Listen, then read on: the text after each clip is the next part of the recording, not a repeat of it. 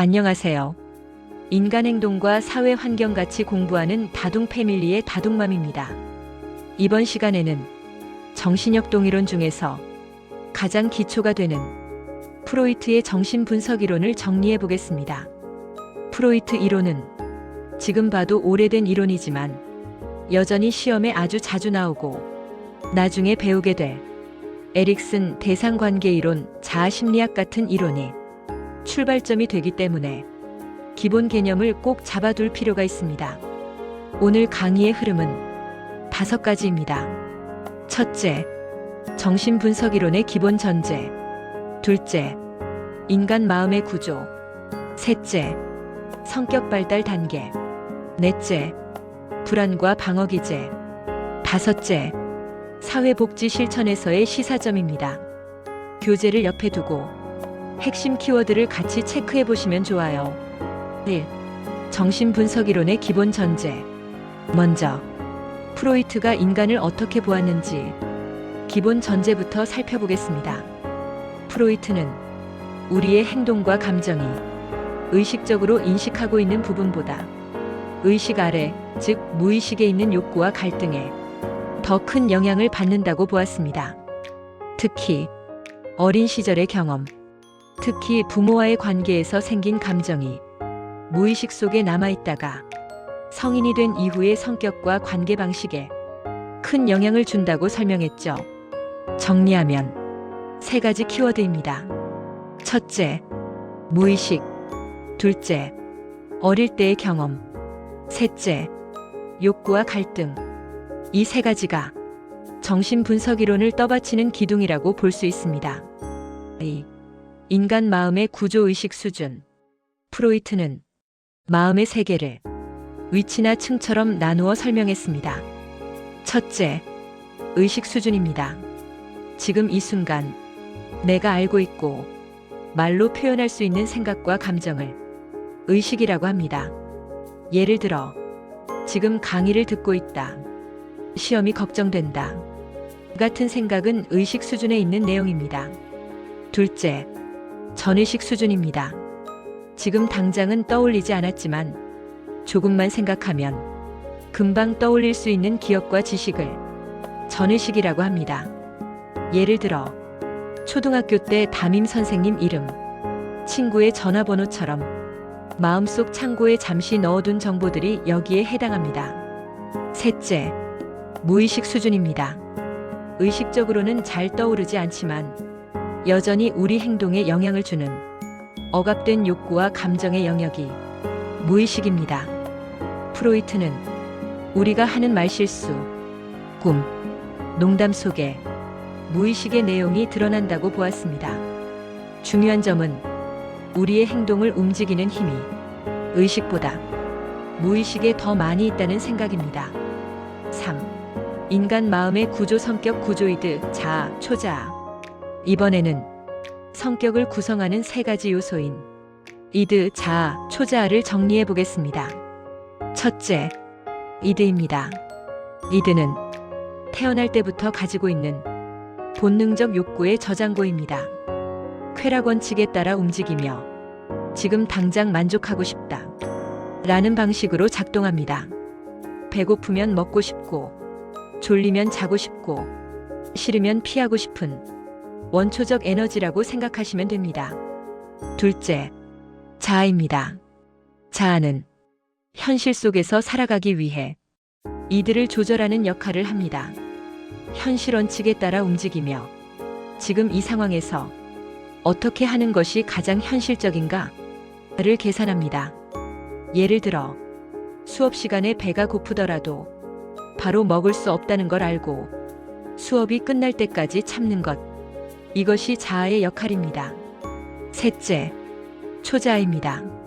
초자아는 부모와 사회의 규범을 내면화한 양심과 이상적인 자아의 부분입니다. 이렇게 하면 안 된다. 이렇게 해야 착한 사람이다. 라는 도덕적 기준을 제시합니다. 정리하면 이드는 하고 싶다. 초자아는 하면 안 된다. 자아는 둘 사이에서 현실적으로 어떻게 조절할까를 고민하는 중재자 역할을 합니다. 정신분석이론에서는 이 세 가지 사이의 균형이 무너지면 불안과 증상이 나타난다고 봅니다. 4. 성격 발달 단계 정신성적 발달.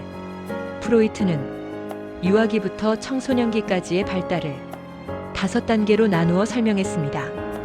각 단계는 어떤 신체 부위가 쾌락을 느끼는 중심이 되는지에 따라 구분됩니다. 1단계 구강기입니다. 출생 후 약 1세 전후까지 입을 통해 젖을 빠는 행위가 가장 큰 만족을 주는 시기입니다. 이 시기 경험이 신뢰감과 의존감 형성에 영향을 준다고 보았습니다. 2단계 항문기입니다. 대략 1세에서 3세 배변을 조절하는 경험이 중심이 되는 시기입니다. 부모가 배변 훈련을 어떻게 하는지에 따라 아이가 질서와 통제에 대해 어떤 태도를 갖게 되는지에 영향을 준다고 보았습니다. 3단계 남근기입니다. 약 3세에서 6세 아이의 관심이 성기 부위로 옮겨가고 부모와의 관계에서 이성 부모에게 애착을 느끼는 시기입니다. 이때 오이디푸스 콤플렉스와 엘렉트라 콤플렉스 같은 개념이 등장합니다. 프로이트는 아이들이 이성 부모에게 애정을 느끼고 동성 부모와 경쟁하는 감정을 경험하지만 결국 동성 부모를 동일시함으로써 초자아가 형성된다고 설명했습니다. 4단계 잠복기입니다.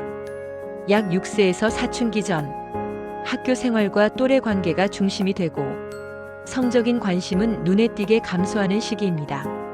5단계 생식기입니다. 사춘기 이후 성적 에너지가 다시 활성화되고 이성과의 성숙한 관계를 통해 욕구를 충족시키려고 합니다.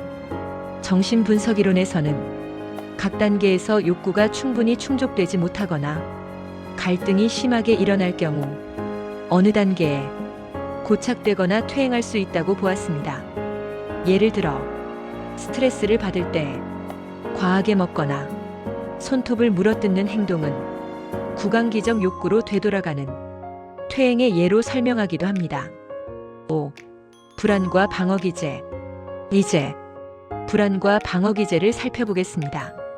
프로이트에 따르면 불안은 이드의 욕구, 초자아의 도덕적 요구, 그리고 현실의 제약 사이에서 자아가 받는 압력 때문에 생겨나는 신호입니다. 자아는 이 불안을 줄이기 위해 여러 가지 방어기제를 사용합니다. 방어기제는 현실을 완전히 왜곡하지 않으면서 감정적으로 견딜 수 있도록 도와주는 심리적 전략이라고 볼 수 있습니다. 대표적인 방어기제를 시험용으로 몇 가지만 정리해 보겠습니다. 첫째, 억압입니다. 받아들이기 힘든 생각과 감정을 의식에서 밀어내어 무의식 속으로 눌러두는 것입니다. 예를 들어 충격적인 사건을 겪은 후 그 장면이 잘 떠오르지 않는 경우가 억압의 예가 될 수 있습니다. 둘째, 부인입니다. 받아들이기 힘든 현실을 인정하지 않고 거부하는 방어기제입니다. 심각한 질병 진단을 받았는데도 설마 잘못된 검사일 거야 라고 계속 믿으려 하는 행동이 부인의 예가 될 수 있습니다. 셋째, 투사입니다. 자신 안에 있는 바람직하지 않은 생각이나 감정을 다른 사람에게 있는 것처럼 느끼는 것입니다. 예를 들어 내가 누군가를 싫어하면서도 저 사람이 나를 싫어하는 것 같아 라고 느끼는 경우입니다. 넷째, 합리화입니다. 자기 행동의 진짜 이유는 따로 있는데 논리적인 이유를 만들어 스스로를 납득시키는 방어기제입니다. 시험에서 떨어졌을 때 원래 그 시험은 불공정해 라고 말하는 것이 합리화의 예로 자주 등장합니다. 다섯째, 퇴행입니다. 스트레스 상황에서 발달이 더 어린 시기의 행동으로 되돌아가는 것입니다. 어린아이가 동생이 태어나자 갑자기 다시 손가락을 빨거나 밤에 소변을 보는 행동을 하는 것이 퇴행의 예입니다. 여섯째, 승화입니다. 사회적으로 받아들여지기 어려운 충동을 예술, 스포츠, 공부 등 사회적으로 인정받는 방향으로 바꾸어 표현하는 것입니다. 예를 들어 공격적인 에너지가 많은 사람이 운동선수나 소방관이 되어 그 에너지를 긍정적으로 쓰는 경우가 승화의 예입니다. 방어기제는 어느 정도까지는 자아를 보호하는 건강한 기능을 하지만 너무 경직되게 사용되면 현실 적응을 방해하고 심리적 문제를 만들 수 있다는 점도 함께 기억해 두면 좋겠습니다. 6. 정신분석 이론과 사회복지 실천의 연결. 마지막으로 프로이트 이론이 사회복지 실천과 어떻게 연결되는지 간단히 정리해 보겠습니다. 첫째, 클라이언트의 현재 문제를 볼 때 어릴 때의 경험과 과거 관계 패턴을 함께 고려해야 한다는 점입니다. 예를 들어 대인관계에서 항상 비슷한 갈등이 반복된다면 현재의 상황만 보는 것이 아니라 어린 시절 부모와의 관계에서 어떤 경험을 했는지 탐색해 보는 것이 도움이 될 수 있습니다. 둘째, 무의식적 과정에 대한 관심입니다. 클라이언트가 스스로 잘 설명하지 못하는 감정이나 행동을 그냥 이상하다고 보지 않고 방어기제나 무의식적인 갈등의 표현일 수 있다는 가능성을 염두에 두는 것입니다. 셋째, 관계 속에서의 역전이와 반전이입니다. 클라이언트는 과거 중요한 사람에게 느꼈던 감정을 사회복지사에게 옮겨와서 느낄 수 있고 이를 역전이라고 합니다. 반대로 사회복지사가 자신의 과거 경험을 클라이언트에게 투사하는 것을 반전이라고 합니다. 정신분석적 관점에서는 이런 현상을 잘 인식하고 다루는 것이 관계 발전과 치료적 변화에 도움이 된다고 봅니다. 넷째, 한계도 함께 이해할 필요가 있습니다. 정신분석 이론은 인간을 깊이 있게 이해하는 데 큰 장점이 있지만 아동기 성적인 문제에 지나치게 많은 비중을 두었다는 점, 여성의 경험을 충분히 반영하지 못했다는 점, 사회 구조나 문화적 요인을 충분히 고려하지 못했다는 점 등 비판도 함께 존재합니다. 그래서 현대 사회복지에서는 프로이트 이론을 그대로 적용하기보다는 자아심리학, 대상관계 이론, 애착 이론 등과 연결하여 보완적으로 활용하고 있습니다. 마무리 정리. 이제 정신역동 이론, 프로이트의 정신분석 이론을 큰 흐름으로 한번 훑어봤습니다. 핵심만 다시 정리해 볼게요. 첫째, 정신분석 이론은 무의식과 어린 시절 경험, 욕구와 갈등을 인간 행동의 핵심으로 본다. 둘째, 의식 수준은 의식, 전의식, 무의식으로 나뉘며 성격 구조는 이드, 자아, 초자아로 설명된다. 셋째, 성격 발달은 구강기, 학문기, 남근기, 잠복기, 생식기의 5단계로 이루어지며 각 단계에서의 경험이 성인 성격에 영향을 준다. 넷째, 불안을 줄이기 위해 억압, 부인, 투사, 합리화, 퇴행, 승화 등 여러 방어기제가 사용된다. 다섯째, 사회복지 실천에서는 클라이언트의 과거 경험과 무의식적 과정, 관계 속의 역전이와 반전이를 이해하는데 정신분석 관점이 도움이 된다.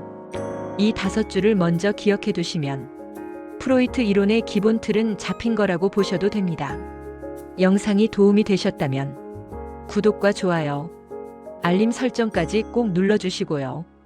다음 시간에는 에릭슨의 심리사회적 이론과 정신역동 이론의 확장 부분을 함께 살펴보도록 하겠습니다. 함께 공부해 주셔서 감사합니다. 다음 영상에서 또 만나요.